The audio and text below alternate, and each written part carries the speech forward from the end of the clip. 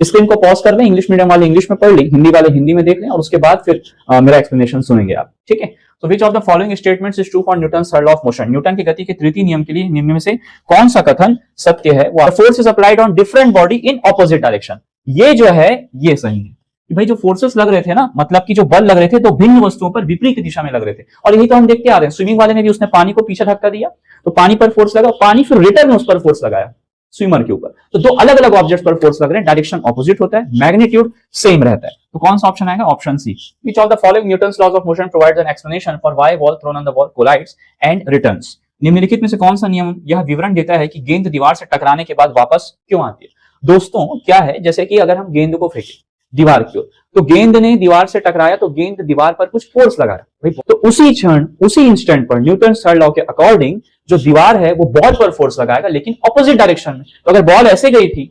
तो इसने फोर्स लगाया उस तरफ राइट साइड, तो जो दीवार है वो बॉल पर फोर्स लगाएगा लेफ्ट साइड, और चूंकि बॉल पर फोर्स लेफ्ट साइड लगा इसलिए वो टकरा करके वापस आ जाती है। एक्सप्लेनेशन दे रहा है तो गति का तृतीय नियम, that is Newton's third law. A man is standing in a boat in still water, if he tries to walk towards the shore the boat will.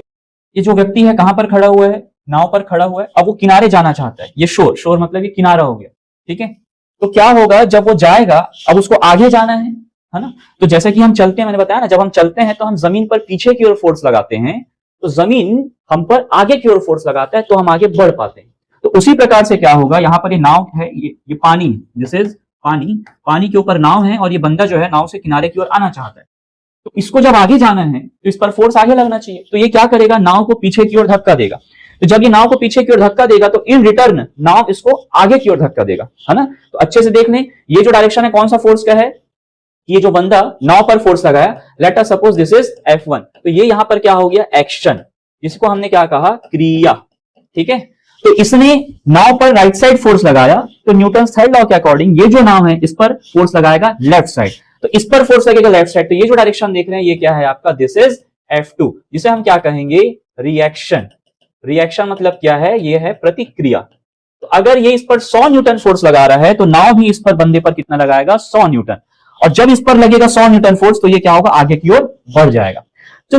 दोस्तों ये तो आगे बढ़ जाएगा नो डाउट, मगर नाव पर भी तो फोर्स लगा ना F1।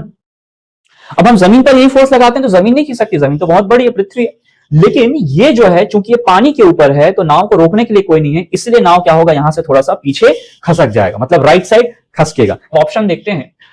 द बोट विल, हमको नाव के बारे में बताना है क्या है, तो ये बंदा जब आगे बढ़ेगा तो नाव कैसे जाएगी,